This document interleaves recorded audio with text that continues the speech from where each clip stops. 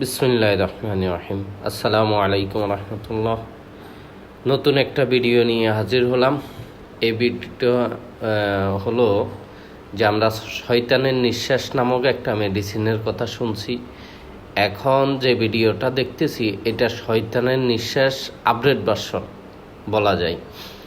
যে এই ভিডিওটা আমি অনলাইন থেকে ডাউনলোড করে নিছি, জানি না কে কার ভিডিও বা ওনার ঠিকানাও জানি না। এই যে ভদ্রলোকটা চশমা পড়ছে, আগে মাস্ক পরে যে শয়তানের নিঃশ্বাস দিত, এখন চশমা পরে শয়তানের নিঃশ্বাস দেয়।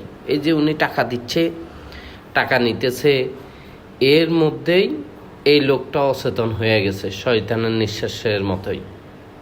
দেখেন এখন কিভাবে আমরা বিশ্বাস করব যে এই যে আরেকজন লোক আসছে, এও এই লোকের এজেন্ট, এও এই লোকের সহযোগী। তো এখন চশমা তো মানুষ পড়তে পারে, আমি তো এই কথা বলতে পারি না যে ভাই আপনি চশমা পড়েন, খুলে ফেলেন। মাস্ক পরলে বলতে পারি, কিন্তু চশমা পরলে তো আমি বলতে পারি না। এখন এটা আপডেট ভার্সন হয়ে গেছে। তো এই লোকে দেখেন কত ছলনাময় করে এই লোক থেকে সমস্ত টাকা টুকা সব কিছু নিয়ে যাচ্ছে।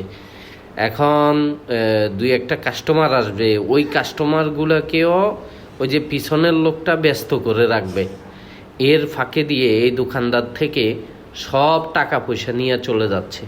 দেখেন এখন প্রতারণা কত আপডেট করে তারা প্রতারণা করতেছে। আল্লাহ যদি আমাদেরকে হেফাজত না করে তাহলে কেউ আমাদেরকে হেফাজত করতে পারবে না। আল্লাহ রসুল যে বলে গেছে যে আমাদেরকে আইসা বলবে আর আমরা সব দিয়ে দেবো।